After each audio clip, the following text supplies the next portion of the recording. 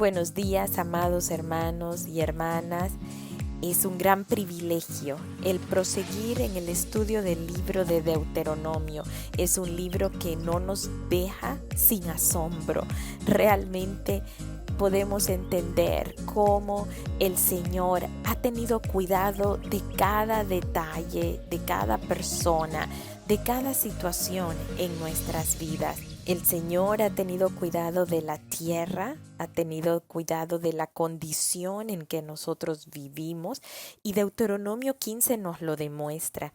Nos habla acerca de que cada 7 años habría remisión, es decir, cada 7 años el pueblo de Israel debía de llevar a cabo un año de liberación de las deudas en que hubiese incurrido.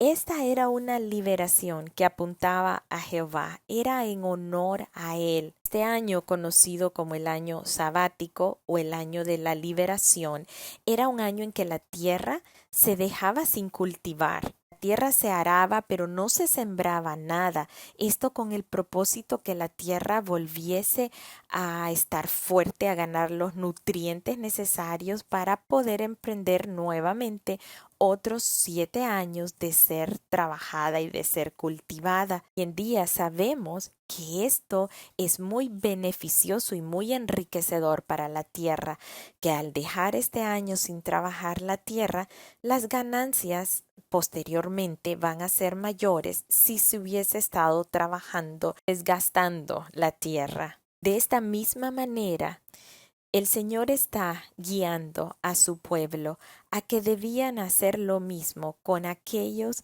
que se habían convertido en deudores. Séptimo año se le habría de perdonar su deuda. Las deudas quedaban saldadas, canceladas totalmente. Es de esta misma manera como las deudas en las que cada uno de nosotros hemos incurrido al habernos hecho esclavos del pecado, vinieron a ser saldadas, a ser canceladas por medio de la muerte de Jesucristo.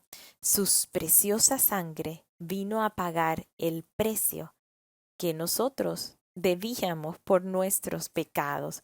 Recordemos que la paga del pecado es la muerte, y Él murió por nosotros, dándonos a nosotros la libertad de esa deuda. A mí me parece maravilloso este sistema que el Señor había establecido, de modo que no hubiesen mendigos entre su pueblo. Dios estaba dejando en claro que la tierra le pertenecía a Él, y todas las cosas que hay en la tierra, la plenitud de la tierra le pertenece a Él, y Él se encargaría de bendecir con abundancia esta tierra. El hecho que ellos debieran dejar de sembrar un año significaba que ellos tenían una plena confianza en la provisión de Dios, no en su propio esfuerzo o en sus propios recursos. En el libro de Levítico capítulo 25, Dios prometió proveer lo suficiente durante la cosecha del 6.º año para que hubiese alimento por 3 años.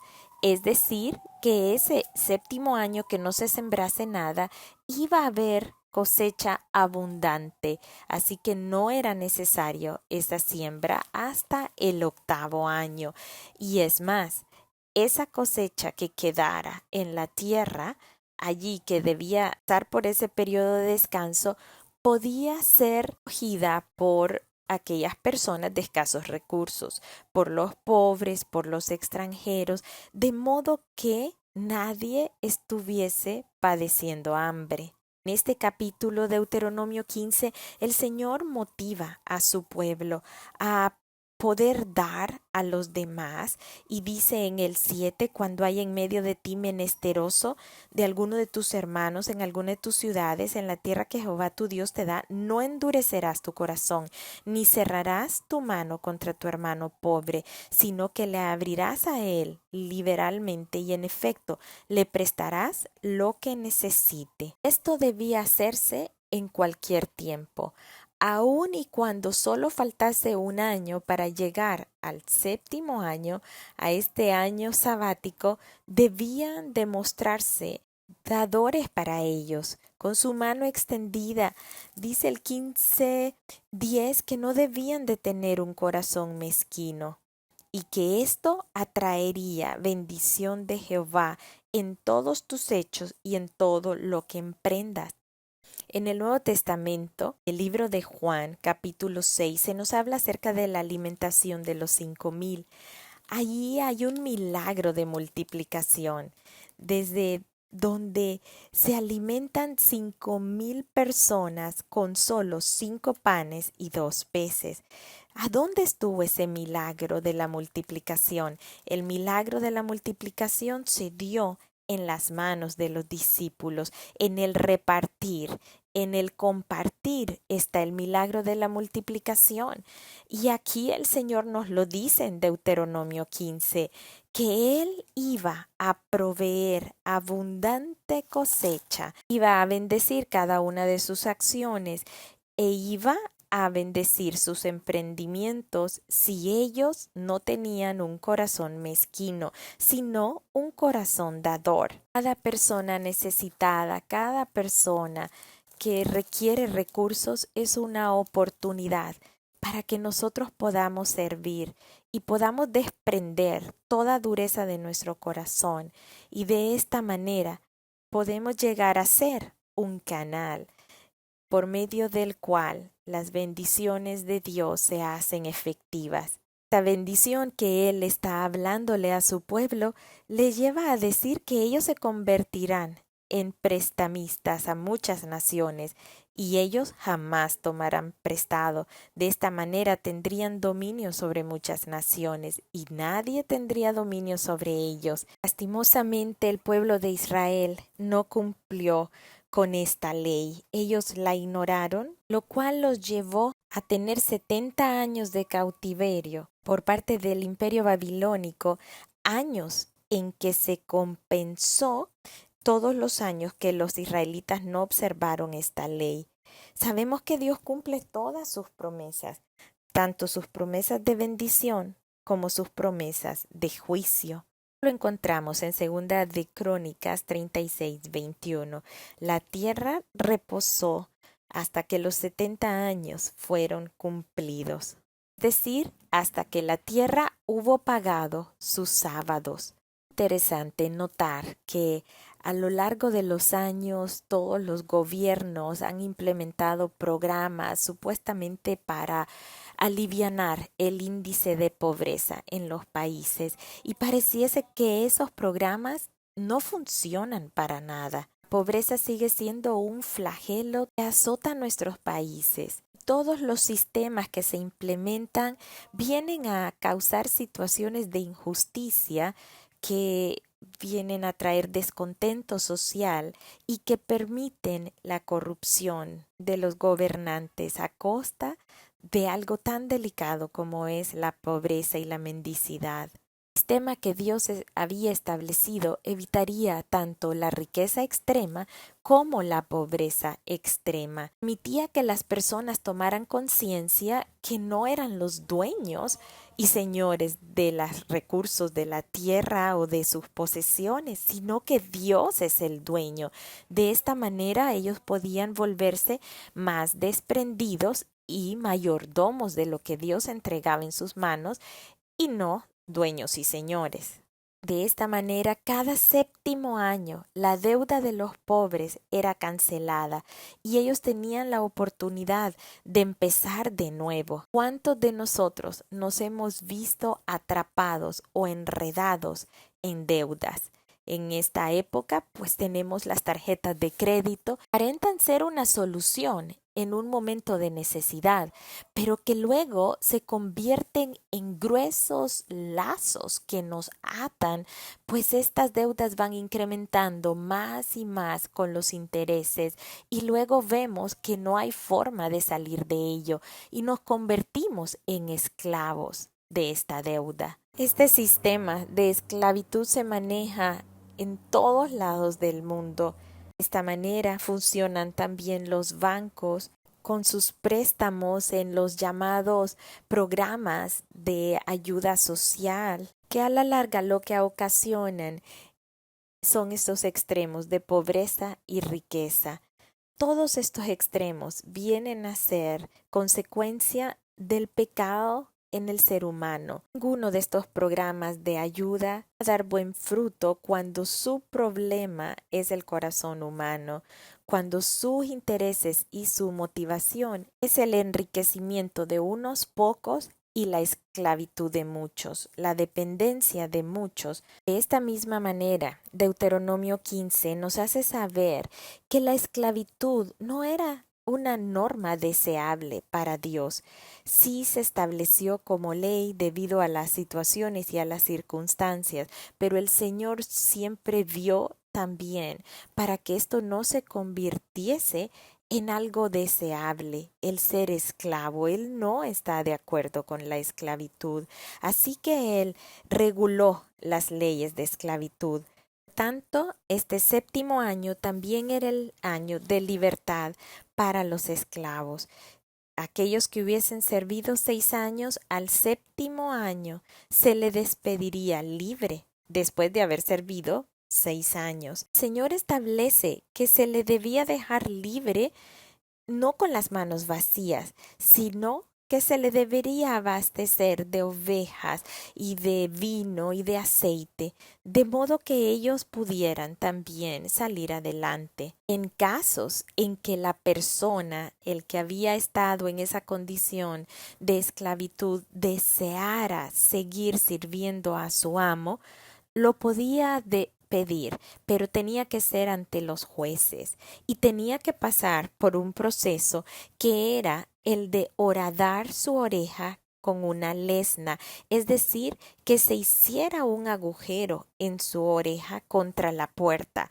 Esto, por supuesto, debió haber sido un hecho bien doloroso, que representaba un obstáculo para aquel que deseara seguir en su condición de esclavo, queriendo promoverle a que fuese libre. Sin embargo, habían personas que llegaban a amar mucho a sus amos o que tal vez habían logrado levantar una familia allí, en su condición de esclavos, su esposa y sus hijos trabajando para el mismo amo, y decidían quedarse por amor, pero era una decisión libre, tenía que ser una decisión libre para ellos.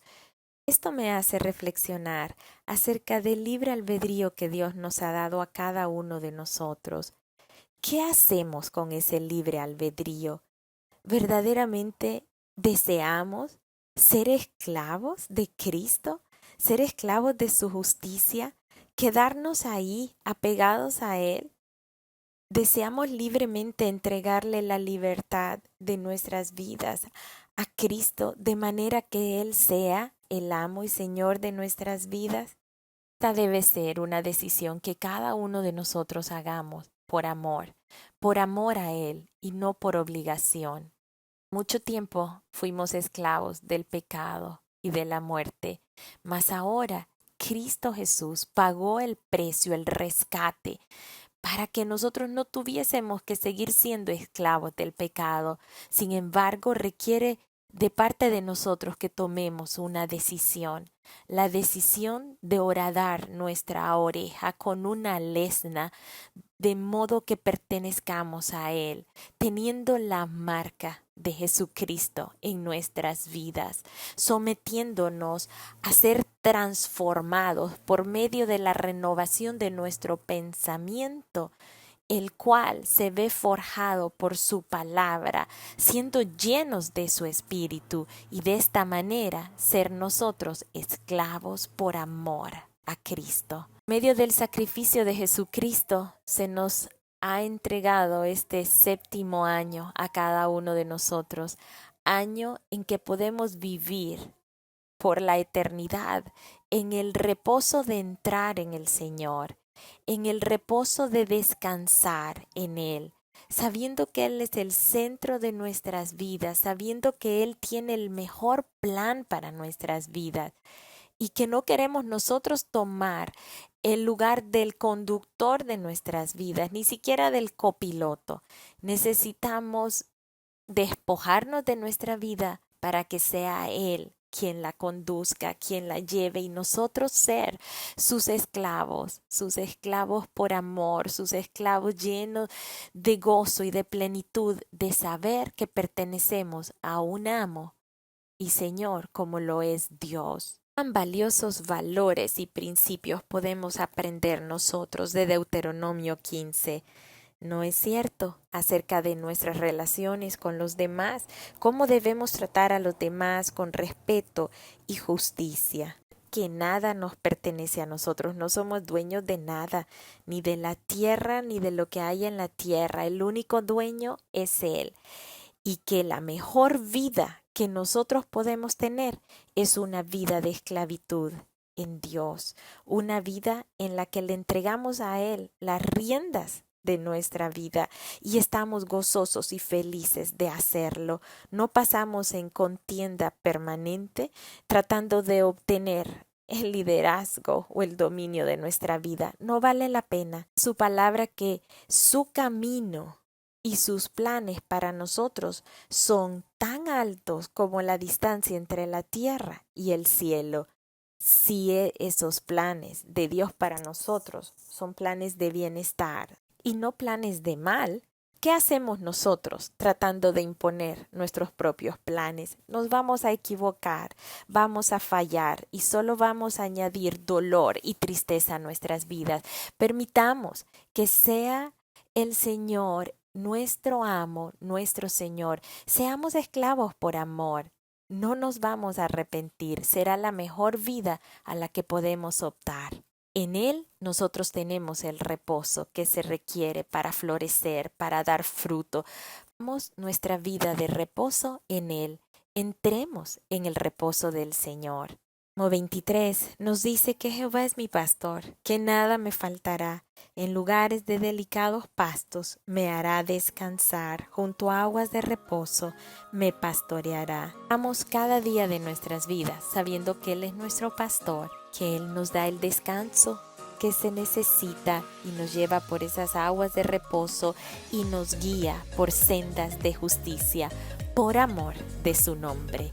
Todo lo que hagamos que sea bajo la motivación del amor a Dios y el amor al prójimo. Que Dios les bendiga, mis amados hermanos. Les amo.